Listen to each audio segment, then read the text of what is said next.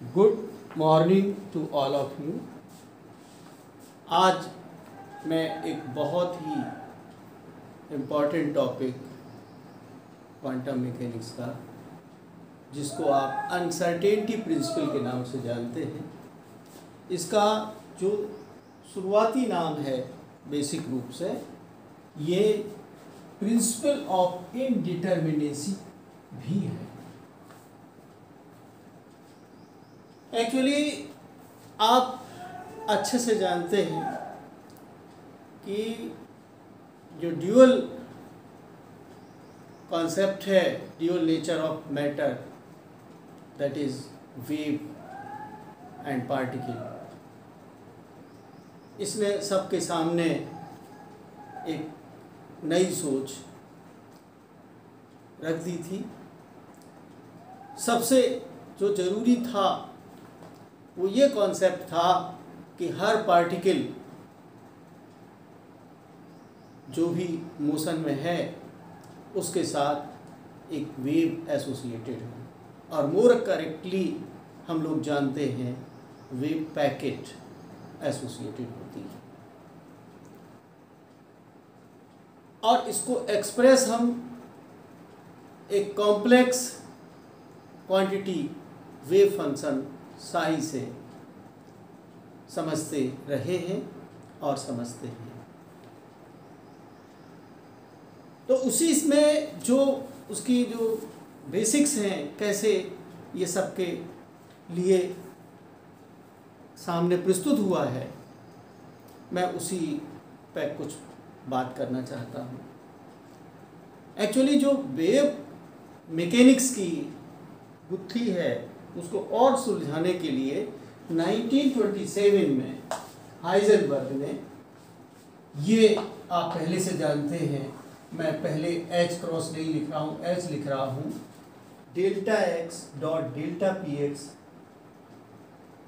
Greater than और equal H, that is Planck constant.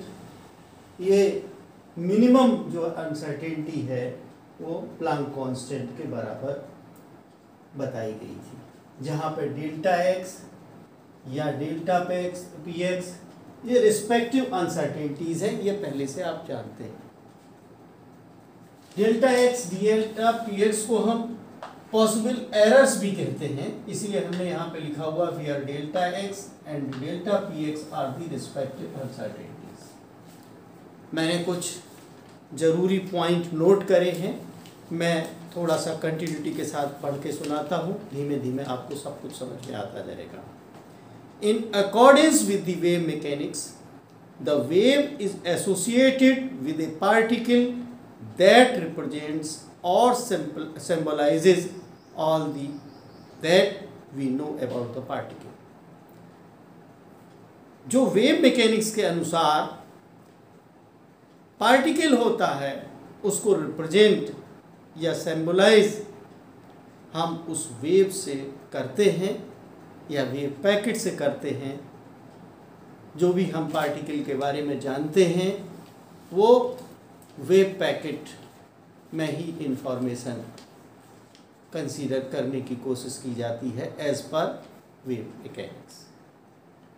From the probability interpretation, आप जानते हैं एक जो है चार्ज डेंसिटी इंटरप्रिटेशन जो शुरुआत में श्रोडिंगर महोदय ने दिया था, बाद में बोर ने प्रोबेबिलिटी इंटरप्रिटेशन दिया था, जिसको आज सबसे ज़्यादा वरीयता दी जाती है। उसके आधार पे भी हम पॉइंट पढ़ने जा रहे हैं। From the probability interpretation of Sai, it can only be said the particle should lie in a region occupied by the wave। जो भी वेव उसके वेव पैकेट उसके अराउंड एसोसिएटेड होगी, उसी में पार्टिकल के पाए जाने की प्रोबेबिलिटी डिफाइन करी जाती है। It is now very clear that although the particle is somewhere with in the wave packet, यानी इसका मतलब ये हुआ कि वेव पैकेट के अंदर ही कहीं ना कहीं पार्टिकल होगा मूविंग विद वीजी। अब चूंकि ग्रुप ऑफ वेव से वेव पैकेट बनती है तो उसका जो वेलोसिटी है वो ग्रुप वेलोसिटी Vg से डिफाइन की जाती है। तो wave packet moving with Vg, it is impossible to know where exactly the particle is and what is the exact velocity at any given moment. मतलब ये थॉट लगातार सबके जो साइंटिस्ट हैं उनके चलता रहा कि आखिरकार हमने वेव पैकेट तो मान लिया, उसमें ही कहीं पार्टिकल होगा, एग्जैक्टली कहाँ होगा, एग्जैक्ट वेलोसिटी कैसे डिटरमाइन करी जाएगी, ये कॉन्सिक्वेंसेस वेव मैकेनिक्स से उभर के आ रहे थे। Hence it is impossible to determine simultaneously both position and velocity of particle with accuracy. शुरुआत में पोजीशन और वेलोसिटी की बात करी जा रही थी, बाद में मोमेंटम को हिजेनबर्ग ने कंसीडर किया था। तो पोजीशन और वेलोसिटी साइमल्टेनियसली एक्यूरेसी के साथ डिटरमाइन हो, ये इम्पॉसिबल है, ऐसा रियलाइज किया गया। और इसी परिप्रेक्ष्य में हिजेनबर्ग ने 1927 में ये जो कंजुगेट क्वांटिटीज़ हैं पोजीशन और मोमेंटम, इनमें जो पॉसिबल एरर होने की संभावना है delta X delta P x, उनको लेके मल्टीप्लाई करके ये बताया कि इनका जो मल्टीप्लिकेशन है वो जो है जब बेस्ट एक्यूरेसी के साथ करेंगे फिर भी इन दोनों के प्रोडक्ट में जो अनसर्टेनिटी की लिमिट है वो एच होगी। तो hence in 1927 Heisenberg, who was the first to realize these consequences of wave mechanics, has expressed them mathematically। ये मैथमेटिकल एक्सप्रेशन है उस फिजिक्स के फैक्ट का, by means of the equation delta X delta P X equal to H. इसी को uncertainty principle कहा जाता है। अब कुछ बातें इसी से संबंधित और हमने सामने आपके रखना चाहते हैं। The essential point insisted upon in is the uncertainty principle is not the simultaneity of determination। जो हम डिटरमाइन करते हैं या जो पॉसिबल एरर्स को डिटरमाइन करना चाहते हैं विद पॉसिबल एरर्स, ये साइमल्टेनियसटी नहीं है of the two quantities but the accuracy involve in the simultaneous determination। in simultaneous determination में जो एक्यूरेसी इन्वॉल्व हो रही है वो है। दूसरी बात H और H क्रॉस और H क्रॉस बाई 2, क्योंकि हमने आगे स्टेजेस में हम अभी क्लियर भी करेंगे कि ये इस तरीके से प्रैक्टिस में आप पढ़ते हैं delta P X greater than और H क्रॉस। शुरुआत में हमने H लिखा हुआ है और आगे जाके delta X delta P X greater than और equal to H cross by 2, इसको भी मैं क्लियर करूंगा। तो H और H क्रॉस और H cross by 2 is the ultimate limit of possible accuracy. मैं कहना चाहता हूं कि जो राइट हैंड साइड में हम H लिखते थे, अब हम H नहीं लिखते हैं।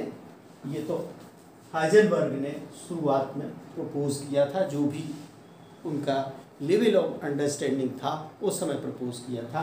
आज की डेट में हम ये H क्रॉस लेते हैं या H क्रॉस बाई 2 लेते हैं।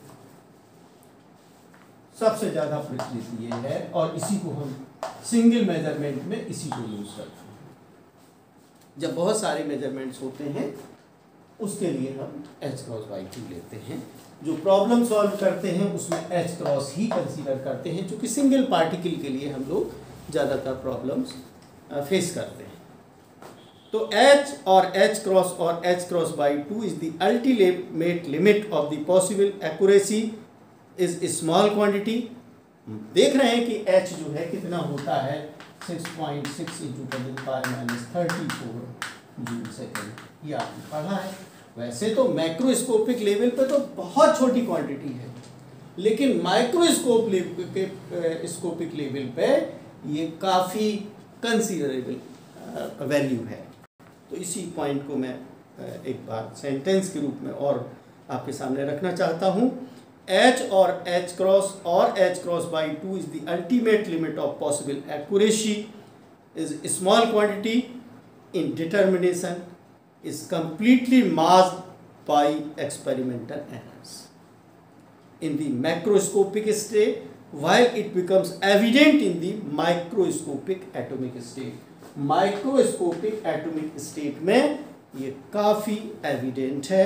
Although the principle of indeterminacy was first formulated in connection with the wave mechanics. शुरुआत में हाइजेनबर्ग ने सिर्फ वेव मैकेनिक्स से संबंधित तथ्यों को देखते हुए और वेव मैकेनिक्स के लिए ही प्रपोज करी थी. लेकिन आप समझ लीजिए कि it was soon realized that it governs all nature as a fundamental law. माने पूरी नेचर को कवर करता है ये अनसर्टेनिटी प्रिंसिपल. शुरुआत में वेव मैकेनिक्स के लिए ही हाइजेनबर्ग महोदय ने प्रपोज किया था. अब आपको बारे में और ज़्यादा कहने की ज़रूरत नहीं है. ये जस्ट याद दिलाना चाहता हूँ. हमने वन डायमेंशनल फॉर्म में लिखा था. दूसरे form delta X delta P x आपने देखा ही. एच क्रॉस ही लिख रहा हूँ, यही ज़्यादा यूज़ करना है. वाई कोऑर्डिनेट के लिए हम इस तरीके से ले सकते हैं. जेड के लिए इस तरीके से ले सकते हैं. ग्रेटर देन और एच क्रॉस माने एक इक्वेशन, दूसरी इक्वेशन, तीन इक्वेशन हम लोग यूज़ करते रहे हैं. इसके बाद हम दूसरे अनसर्टेनिटी प्रिंसिपल के रूप भी हम पढ़ते आए हैं, जैसे delta E delta T greater than और इक्वल टू एच क्रॉस. और इसके अलावा delta E delta L delta theta या डेल्टा फाई लिख देता हूँ ग्रेटर देन और इक्वल टू एच क्रॉस. ये हम अनसर्टेनिटी प्रिंसिपल के रूप पढ़ते आए हैं. अब सुन लीजिए टाइम बचाने के लिए. Another form of uncertainty principle in terms of energy of the particle and the time t at which it is measured is given by. ठीक है. Also the uncertainty principle in terms of angular momentum, this is angular momentum, and displacement, angular position. इसको हम चूंकि यहाँ position कहते हैं, position में uncertainty, यहाँ पे हम एंगुलर पोजीशन भी कह सकते हैं. एंगुलर पोजीशन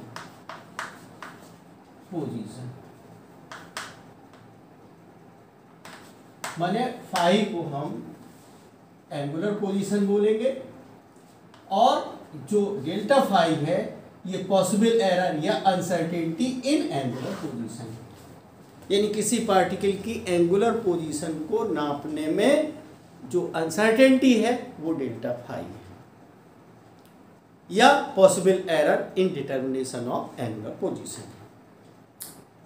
तो इस तरीके से आप अदर फॉर्म्स भी देख लेते हैं.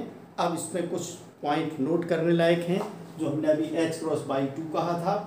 If A series of measurements of X and P x, माने पहले वाले इक्वेशन को हम करते हैं, एप्लीकेबल सब जगह है. Series of measurements of X and P X are taken on many identical systems, एक identical systems, and if delta X delta P X are defined as the root mean square deviations. माने बहुत सारे जब हमने measurements ले लिए हैं identical systems में और हम ये कहें कि delta X root mean square deviations हैं, किसके डेविएशंस में है? In the determination of position deviations.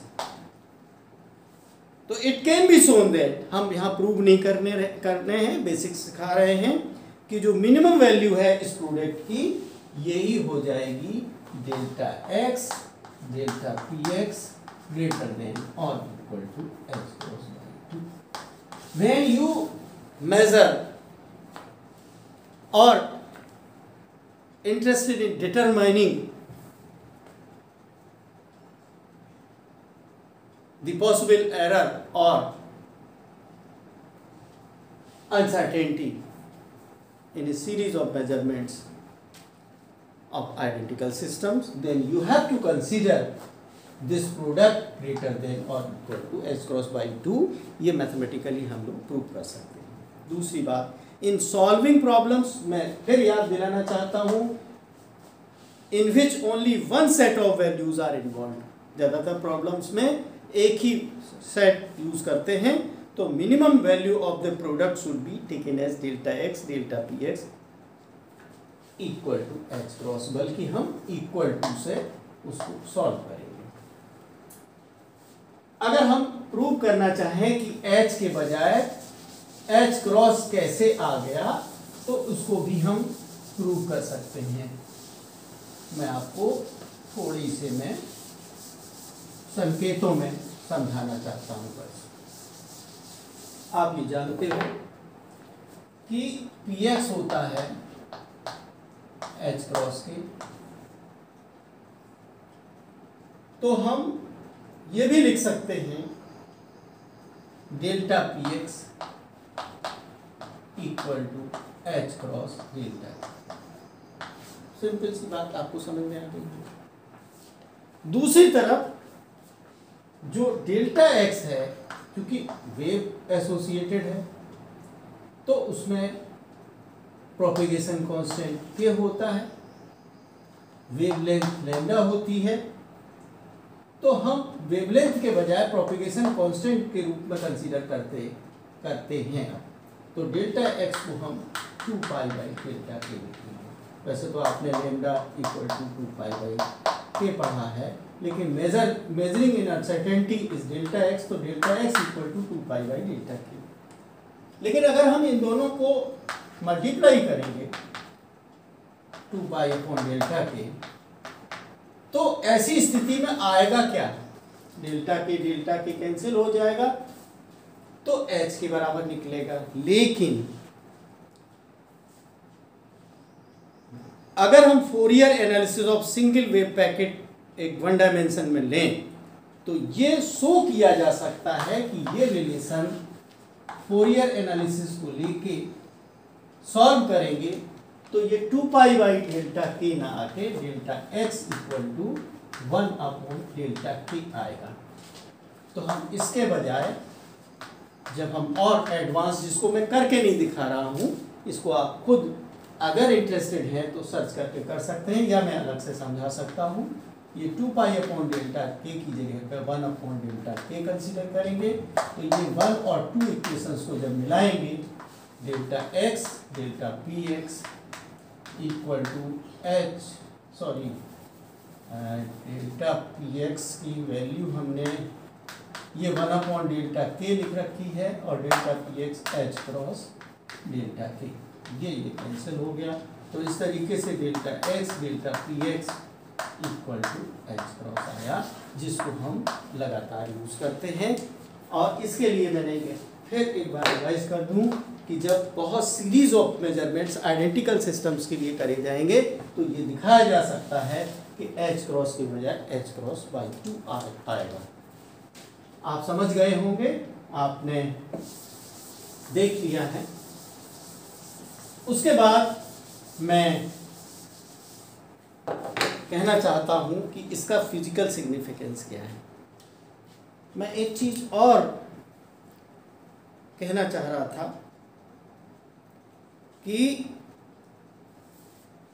चलिए फिजिकल सिग्निफिकेंस लेते हैं. नंबर 1, आप इक्वेशन सामने रख लीजिए, delta X delta P X greater than और इक्वल टू एच क्रॉस. पहला पॉइंट, चूंकि मोशन है, एक पॉइंट हमने कंसीडर कर लिया, पार्टिकल है, इसमें वेव एसोसिएटेड है. If at some instant delta X equal to 0, हमने बहुत सावधानी के साथ, बहुत ही योग्यता के साथ डेल्टा एक्स 0 कर लिया. हमने 100% एक्यूरेसी के साथ पॉसिबल एरर नहीं होने दी. तो ऐसी स्थिति में डेल्टा एक्स इक्वल टू 0 हो जाएगा.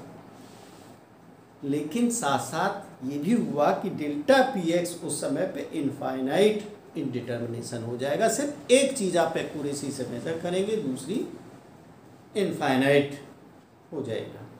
इसी तरीके से अगर आप डेल्टा पी एक्स को मीन्स अगर आप एक्यूरेटली डिटरमाइन कर लेते हो डेल्टा पी एक्स को, कोई एरर नहीं होने देते हो, ये जीरो कर लेते हो, तो उस समय आप पोजीशन उसकी नहीं पता कर पाओगे।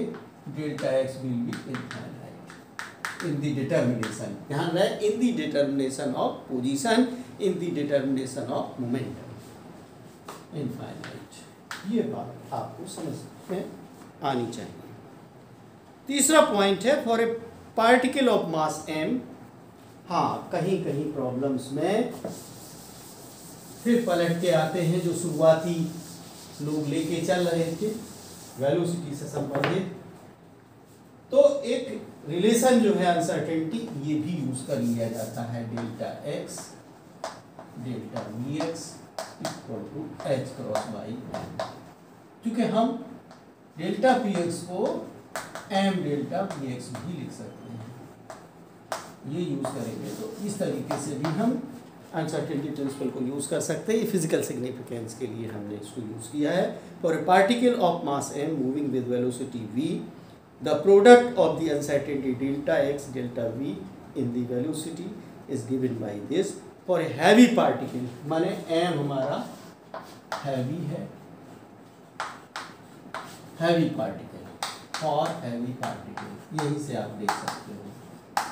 तो जब पार्टिकल बहुत हैवी है h क्रॉस बाई एम और छोटा हो जाएगा, अगर हल्का है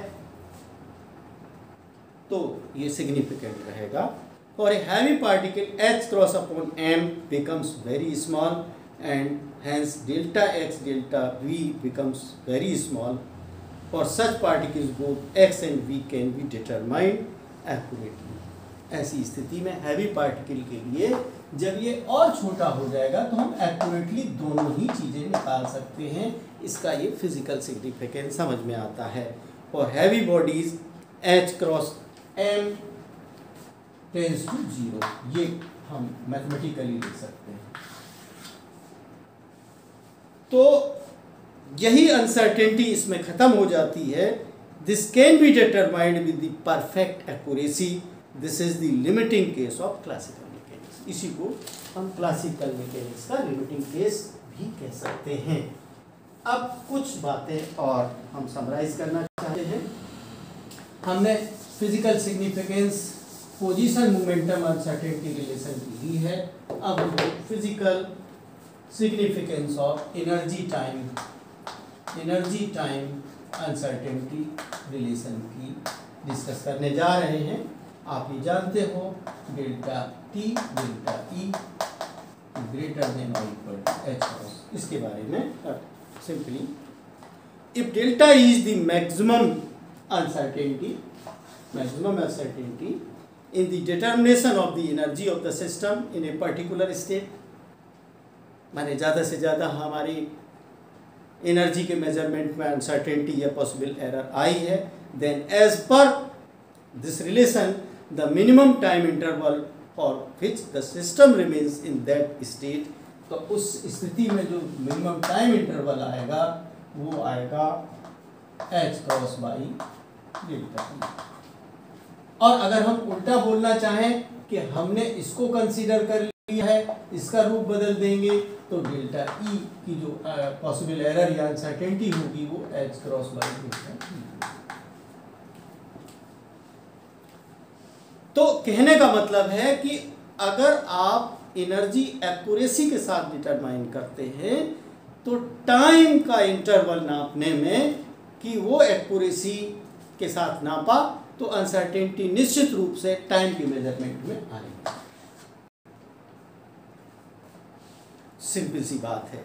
अगर हम इसका इलस्ट्रेशन करना चाहेंगे अनसर्टेनिटी प्रिंसिपल का, तो ये थॉट एक्सपेरिमेंट से इलस्ट्रेट किए जाते हैं।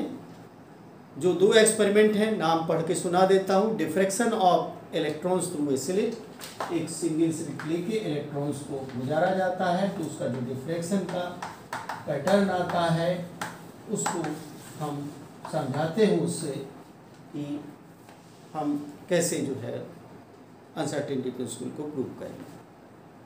दूसरा gamma ray microscope thought experiment है, आप बुक्स में देख सकते हो।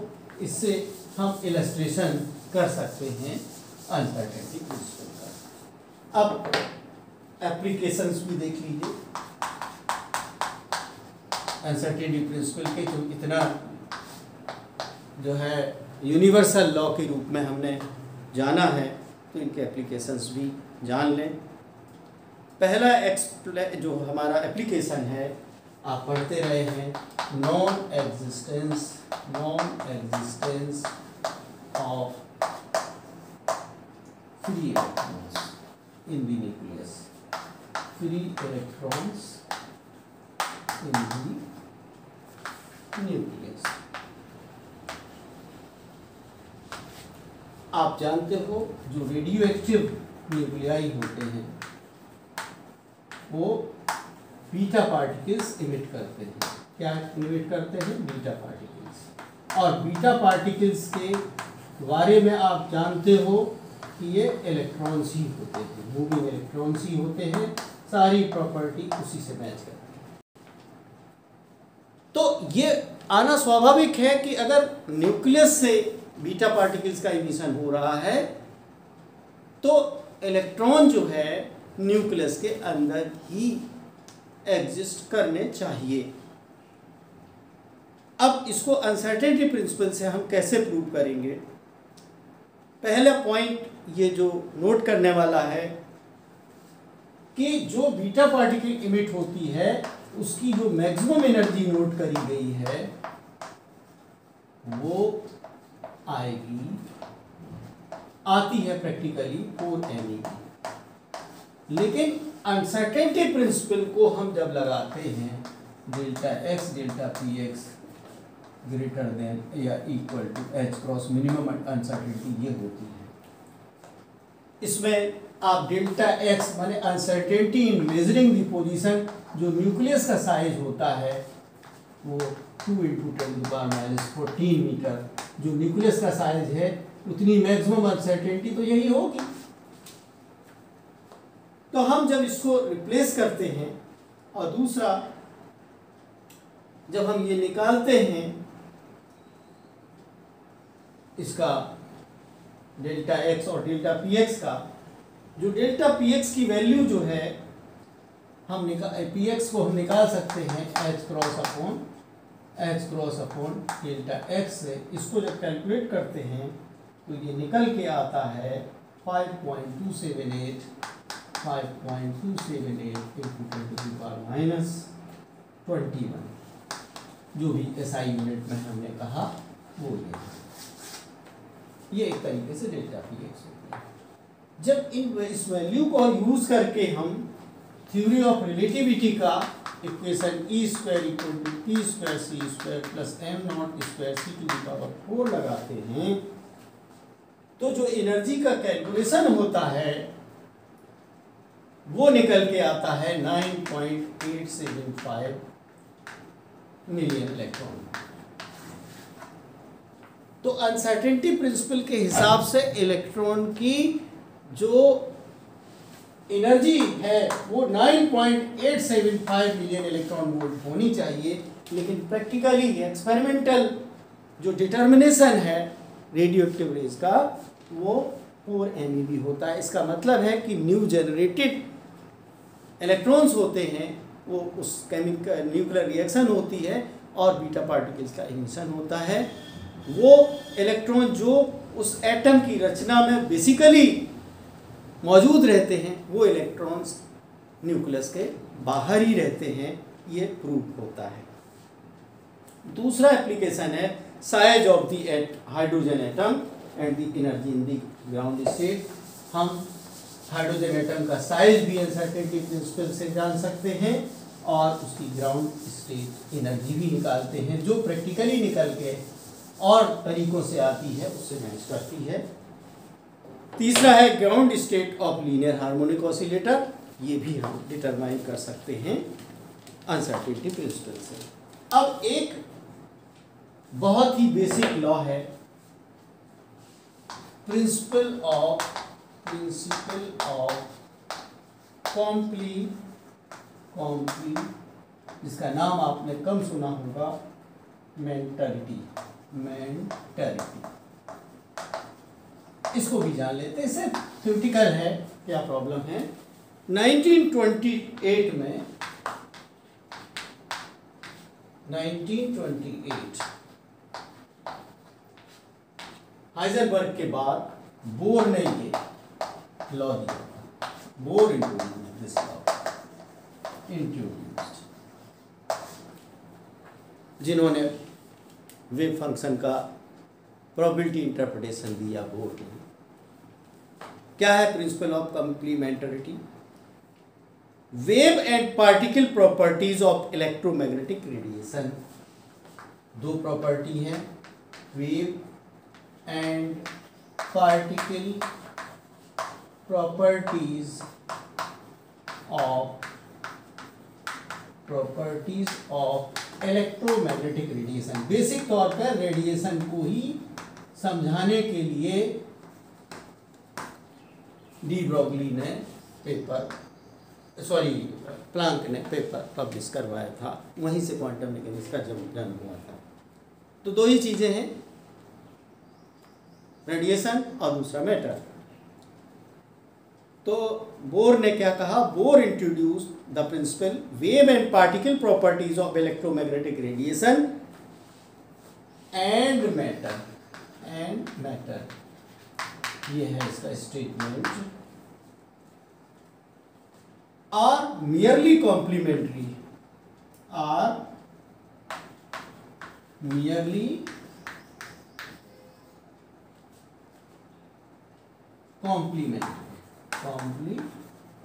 चलिए कॉम्प्लीमेंट देते हैं एक दूसरे को। Complementary ways of regarding the same phenomenon,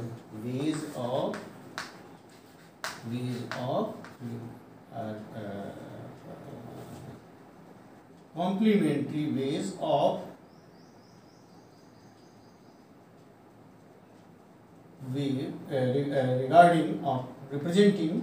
regarding the same phenomenon। माने एक ही फिनोमेना है, उसको हम कॉम्प्लीमेंट्री वे में जान सकते हैं, रिगार्डिंग द सेम फिनोमेना। उन्होंने कहा कि एक ही घटनाक्रम है, चाहे रेडिएशन हो चाहे वेव हो, एक दूसरे के कॉम्प्लीमेंट्री हैं, सेम। इसको दूसरे तरीके से भी कहा है, by means of physical apparatus available to an experimenter, यानी एक्सपेरिमेंटलिस्ट जो होता है या एक्सपेरिमेंटर है, उसने एक फिजिकल apparatus जो भी अवेलेबल है, more precise measurements of a pair of complementary variables than those specified by the uncertainty principle cannot be made। कहने का मतलब ये है कि अगर हम कोई बढ़िया से बढ़िया फिजिकल apparatus डिज़ाइन करें, जो अनसर्टेनिटी प्रिंसिपल में पॉसिबल एरर्स या अनसर्टेनिटीज डिफाइन करी गई हैं, उससे ज़्यादा बढ़िया एक्यूरेसी के साथ मेजरमेंट नहीं किए जा सकते हैं। ये प्रिंसिपल ऑफ कॉम्प्लीमेंटरिटी का दूसरा स्टेटमेंट है। पहले में तो वेव और पार्टिकल जो प्रॉपर्टीज हैं इलेक्ट्रोमैग्नेटिक रेडिएशन की या मैटर की, वो मेयरली कॉम्प्लीमेंट्री हैं, कॉम्प्लीमेंट्री वेज हैं रिगार्डिंग द सेम फिनोमेनन। ये हमने आपको समझाया। The complementary principle is well illustrated in gamma ray microscope, जो thought experiment बताया था। Thought experiment, if the radiation is very small wavelength is used, then delta x equal to, जो delta x है वो lambda upon sin alpha से define किया जाता है, जो कि 0 के बराबर आएगा if you use very shorter lambda। हमने बहुत कम वेवलेंथ को यूज किया है, तो करें that is after the scattering process. अगर स्कैटरिंग होती है कम वेवलेंथ वाले रेडिएशन की, measured with good accuracy, but delta x will be very large and vice versa. इन्होंने कहा हमने कम छोटी वेवलेंथ लिया और हमने एक्सपेरिमेंट किया, स्कैटरिंग हुई, तो हम डेल्टा पी एक्स को बिल्कुल एक्यूरेसी के साथ नहीं डिटरमाइन कर पाएंगे। दूसरी तरफ अगर हम हायर वेवलेंथ वाला रेडिएशन कंसीडर करते हैं तो हम फिर इसमें पॉसिबल एरर ज़्यादा हो जाएगी विद हायर वेवलेंथ से। वेवलेंथ हमने बड़ी कर दी, लार्ज वेवलेंथ कर दी, तो ये कुछ एप्रिसिएबल वैल्यू आई, तो उस समय पे हमारी डेल्टा पी एक्स की डिटर्मिनेशन में, यानी कि एरर की डिटर्मिनेशन में या अनसर्टेनिटी के डिटर्मिनेशन में कोई दिक्कत नहीं आएगी। मैं इन्हीं बातों से अपनी बात ख़त्म करता हूँ और अनसर्टेनिटी प्रिंसिपल को एक दो बार देखने के बाद समझने की कोशिश करिए कितना बेसिक है। अनसर्टेनिटी का जो सीधा सीधा बोला जाता है उतना ही मतलब नहीं होता है। वेव मैकेनिक्स में तो एकदम उसका मतलब बहुत क्लियर होता है। उसके अलावा जनरल लॉ के रूप में भी कहा गया है, इसको समझने की कोशिश करें। मैं यही बात ख़त्म करता हूँ। Thank you very much.